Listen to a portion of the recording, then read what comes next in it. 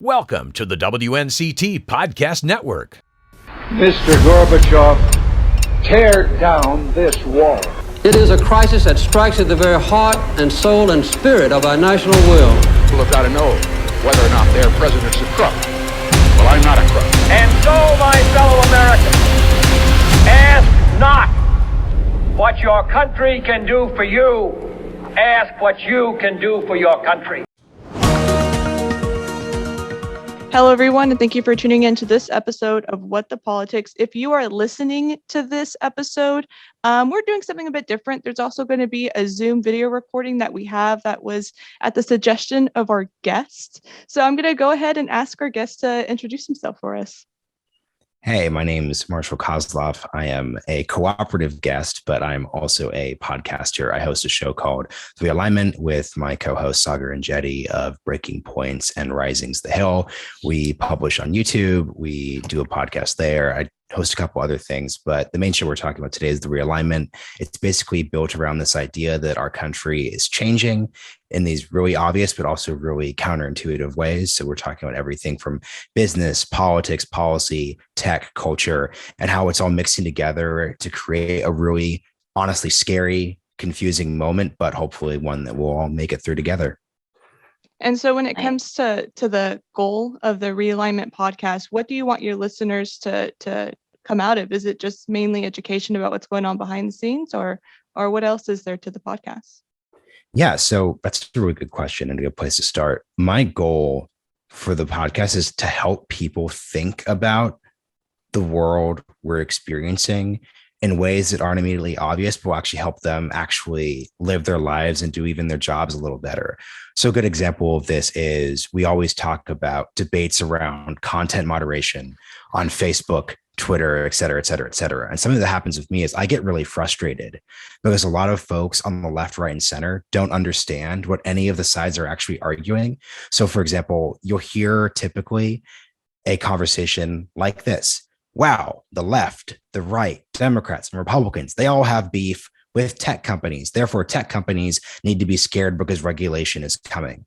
Well, if you actually look at what the left and the right are actually asking of tech companies, they're fundamentally in opposition to one another. So, for example, if you're on let's say the center left of the Democratic Party, let's say Amy Klobuchar, senator from Minnesota, your argument is that tech companies are not, I don't want to say censorious because that has a value judgment, but content isn't moderated enough on social platforms. There is too much COVID misinformation. Mark Zuckerberg is irresponsible for how little moderation he does. If you're on the right, your argument is that actually Mark Zuckerberg is too much of a censor. There isn't enough free speech on the platform.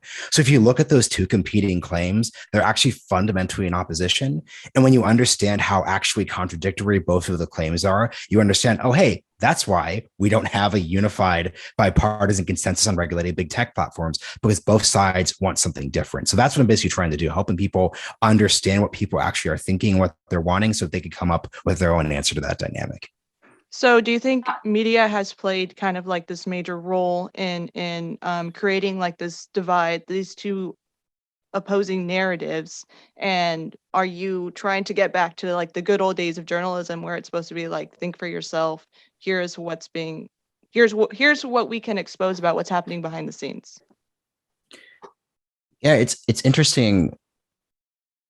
And I'd love to get your take on this after this, Emily. But I think what's interesting for me is that it's not that I'm trying to take things back to the good old days, because the good old days, in many ways, weren't quite so good. That's a really obvious point. But also at the same time, there's literally no going back to that. AKA, we lived in a world, none of us were alive during this world. So we're talking about it hypothetically, but I think we've all read about and watched movies about a world where there were just 3 news stations and there was no internet and there was no ability to have the YouTube comment section. There was no ability to cheaply and straightforwardly produce a podcast like this.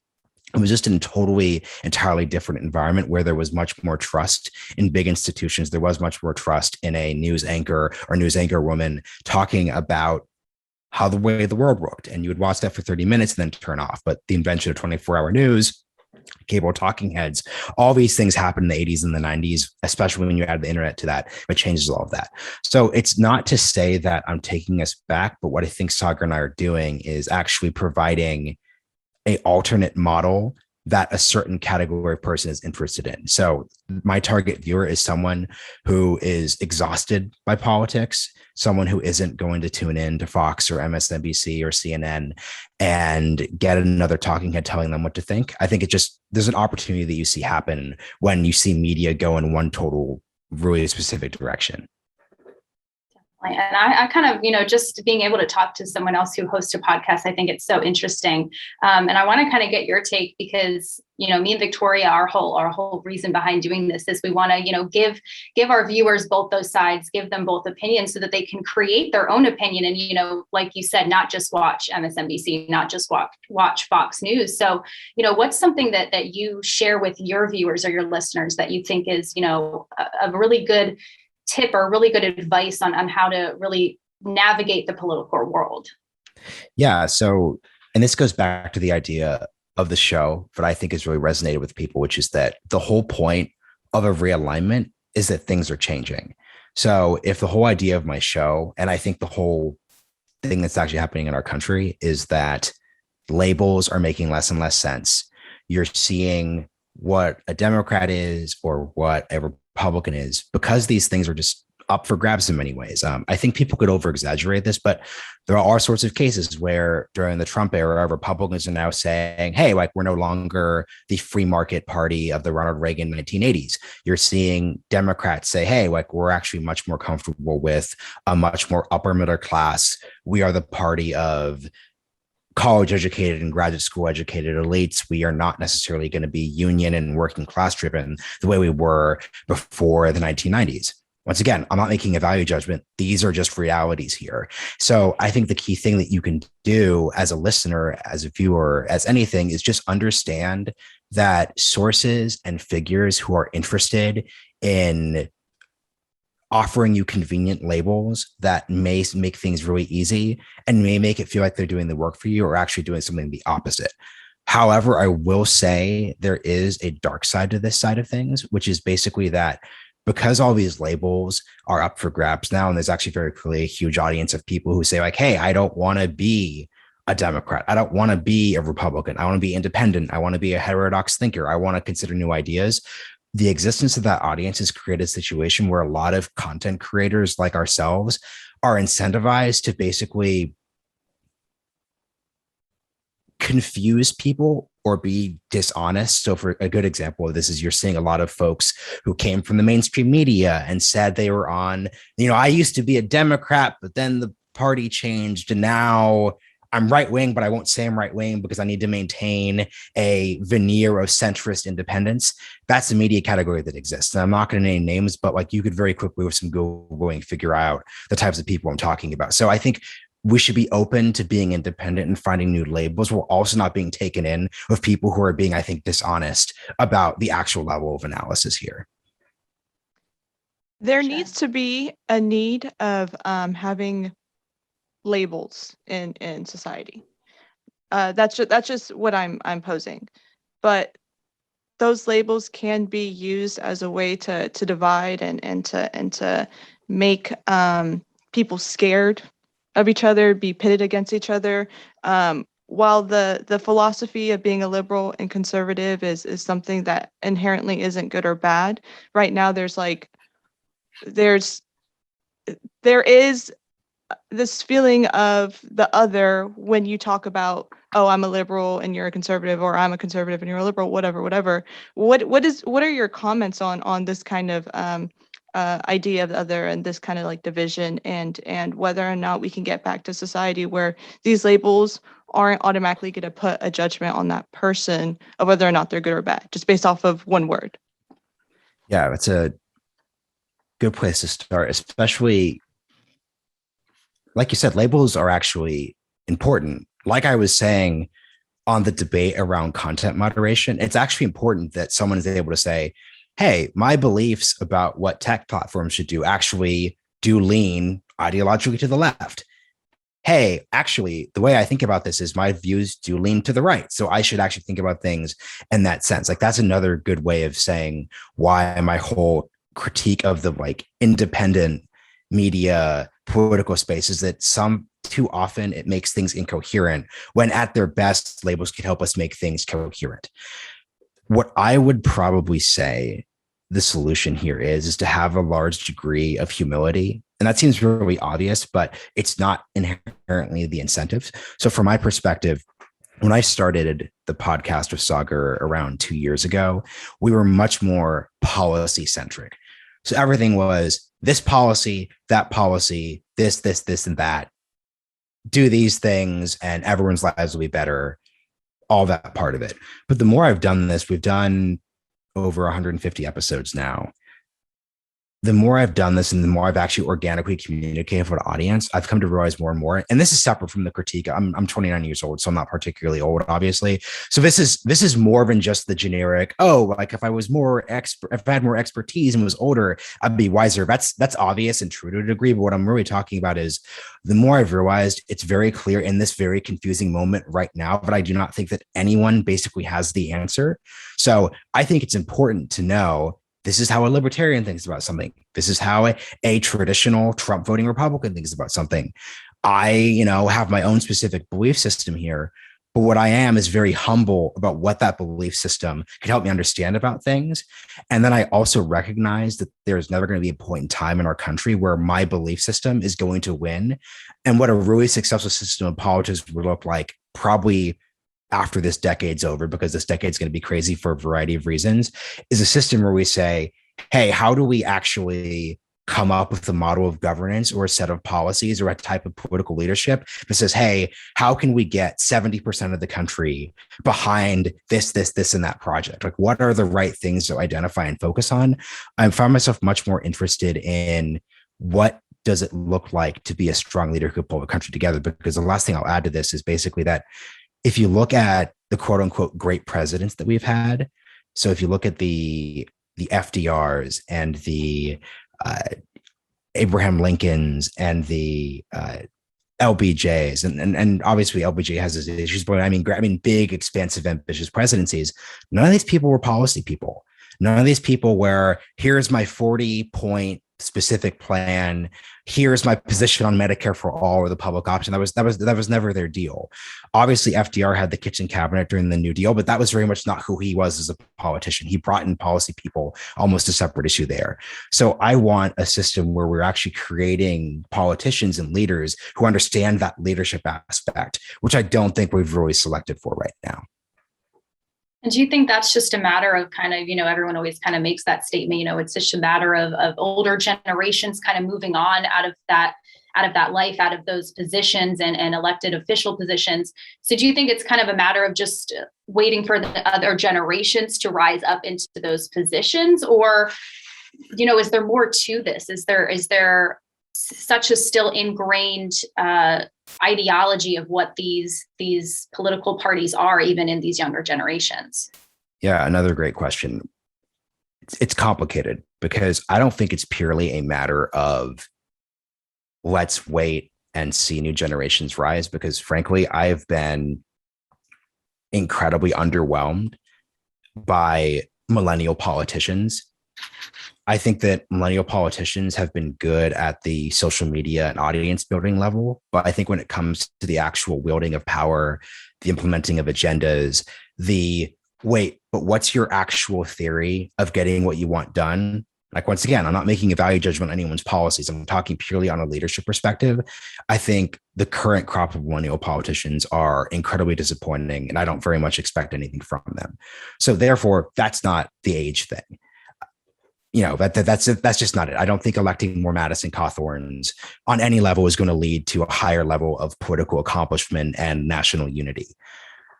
So instead, what I'm more interested in is how does it actually look like to change the actual chessboard? If I want to go with this sort of tortured metaphor, think of politicians as chess pieces. They have individual abilities. They can do this thing. They can do that thing. Too often, I think we're all focused on the individual chess pieces and not enough on the actual game and the actual board itself. So from my perspective, the thing that's really exciting is what would it look like? And this is why it's important that I'm doing podcasting, that you're doing podcasting. What does it actually look like to build an ecosystem that's going to change the incentives of the game? What is it going to look like to build an ecosystem that says, actually, you chess piece, you're always going to be a rook. That's what you're always going to do. That's fine. So let's change the actual rules of the game so that you behave differently. That's what's important. If you build an ecosystem that actually says, hey, Madison Cawthorn, no one cares that you rate really highly on Fox News. What really matters is that there's actually growing numbers of young voters who are independent minded and aren't interested in the type of, let's say, baby boomer or silent generation type talking head 1990s content. If you create incentives for that to be a win, you will just entirely see the dynamic change. So that's what we're really trying to focus on creating and demonstrating this real interest in a space that doesn't exist that way. So trying to understand kind of like the idea behind like power players, and then also what a true stakeholder would look like. Do you have from the episodes, the people that you've talked to, from everything that you've done within your own career, how would one identify, like a citizen identify someone who is interested in actually making an investment in their community and trying to implement change or become a great leader, versus someone who simply just wants power, a title? The way I would think about it is, when I'm judging, we've had a decent number of politicians on the show at this point. When I'm judging a politician, the judgment I make is less, do I like X, Y, or Z policy stand they're taking? And what I'm more interested in is, what is their theory of the case? For example, we live in a hyperpolarized country right now. There are all these really big problems. And if you talk to anyone, I'm sure you all, when you're doing these episodes, you're going to get something like this from people. No one quite knows the way out. No one, whether they're a Democrat or Republican or a centrist or libertarian, no one knows how we get out of our current moment. And obviously things have been way worse than today. I'm not doing the pure doom thing. This civil rights era, Civil War, Great Depression, far worse. So like, I'm not claiming like it's just a doom thing, but I more just mean people look at how depressing the political system is and they don't see a way out. So what I'm looking for is, who is a politician who actually has a theory of a way out that is something smarter than, well, eventually we're just going to eviscerate and defeat our opponents and then pass our policy plank and everything will be hunky-dory. That is a bad theory of the case that has obviously been disproven. Therefore, that's the first point. So do they have a theory? And then two, what is more important right now isn't their specific stance on policy, and it's more just, can you comprehend what's going on in the country? Like, do you have a sense of what this country is, what it's becoming? And are you asking the questions that really help you come with that? This is going to be a semi-obscure reference, but I came across this last year. The leader of France, one of France's leaders after World War II, was a general named Charles de Gaulle. And he has this quote where he says, I have a certain idea of France. That was a famous quote that he made.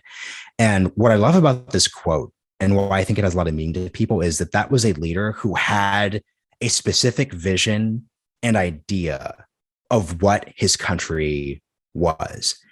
And I get the sense that beyond just a catchy narrative on a social media clip or a Fox MSNBC news appearance, I don't get the sense that a lot of our politicians today actually have an accurate idea of what this country is.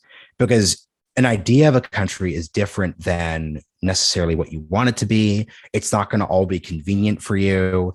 And it has to be able to encapsulate both the positive and the negative. And that's what I think people are really looking for. Emily, you're muted. Thank you. I kind of want to ask, as we're talking about these extremists and the polarization of our country and our political sphere, is there truly any neutral party in any of this? Is there really any character or role within this political system that you can say that is a neutral, unbiased source that I could follow, or does that really not exist in the day and age that we're in right now? Yeah, there isn't a truly unbiased source, and that's okay. That's not the problem. They're never, and this is going back to the earlier conversation about going back to old form of media. There never was unbiased sources. There always has been bias. The problem we have right now is that we're aware of bias, but we haven't quite come up with a mental framework for actually moving past that. So this goes once again to my point about political leadership. My argument here is that great leaders, FDR, Lincoln, LBJ, they had a bias. They had a perspective. What they were good at doing was still building and forming a coalition of different groups of people in a mutually beneficial way. So we could say, Marshall, you have your own policy views. You have your own vision for what you want the country to look like. That's fine. Don't claim you're neutral. That'd be dishonest. But instead, have the ability to say, I also understand this other group of people who have their own perspectives. And here's why it makes sense for them to work with me, because I may be like more center and they may be more to the right or to the left. But here's a way of articulating what we're all trying to achieve in a way that moves forward. That's the real point here. We haven't found a way to incentivize people to move on to the next step of it. When it comes to besides like the internal players within what's going on with policy and government, big tech, I know, is a big I don't want to say like ghost, but it has this like impending sort of surveillance 1984 George Orwell narrative around surrounding it right now. In terms of free speech and how these big tech companies are based in countries around the world, but most of them are headquartered, here in the United States. How does that play a role in free speech and what it could mean for different countries in our own country? This is a tough one because this is one of those areas where I don't quite specifically have my own actual perspective on this. I have like a tactical perspective, which is that, like I said earlier, when it comes to free speech, Democrats, let's say people, liberals to the left, and then conservatives to Republicans, libertarians have entirely bifurcated views on the issue. They have an entirely different perspective on this, and they really just are irreconcilable, at least as people talk about it today. So what I want to do and what I think is so important right now is we actually establish that fact is true. Nothing is more frustrating when I interact with viewers and listeners and they really just act as if everyone agrees with them on this topic. What I find to be so fascinating is that people who are center-left Democrats really think that a lot of people, a broad majority of people, agree with their perspective on Facebook being too filled with misinformation. And the same thing happens on the right as well too. You'll see people who say like, oh yeah, like Facebook is just like this like censoring anti-free speech thing. So the first step, and this once again goes to the goal of the podcast, is let's just help people sort themselves into what position they are. So I have no beef with you if you say, look, you know what, honestly, I think that free speech is important, but let's be real here. Facebook is not the government. Facebook is not the public square. Let's get real. Like 99.9% of people on Facebook are never truly censored. So when we really can find these bad actors who are promoting disinformation, I think it's more important to preference that part there. That's fine. I also understand someone on the right who says, look, the left talks about structural bias. Well, there's structural bias in Facebook. Most people who run content moderation are center-left Democrats. Most people who run Facebook are center-left Democrats. It's not crazy to understand that most of these incidents of social media censorship tend to happen on one side of the aisle and not the other, and I have a huge problem with that. So sorting those two there together is very important. And for me, I'm not quite sure where we go from there because I really do think these are irreconcilable positions. So it does just require that people take the first step of understanding where they stand, because it's very clear that politicians and actors on both sides just don't get that. I think that's all the questions I had for you today, Victoria, if you had any more for our guest. I was going to ask, in terms of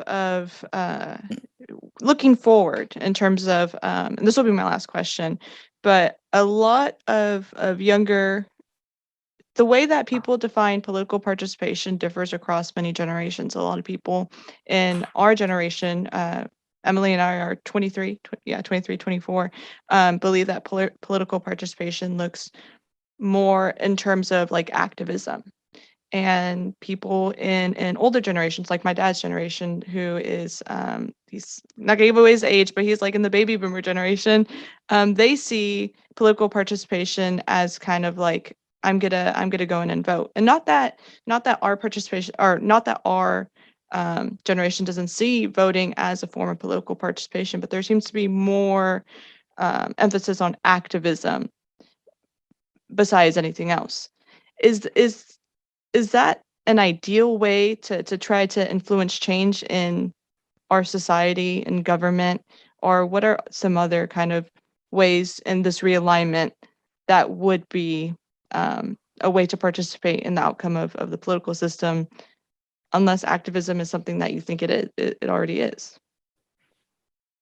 I like the way you set it up, because I think you just spoke to the way certain people in both generations think about things. So I think too many people in older generations see voting and participation, quote unquote, as the thing. And I think too many people who are Gen Z, late stage millennials, see activism as the thing.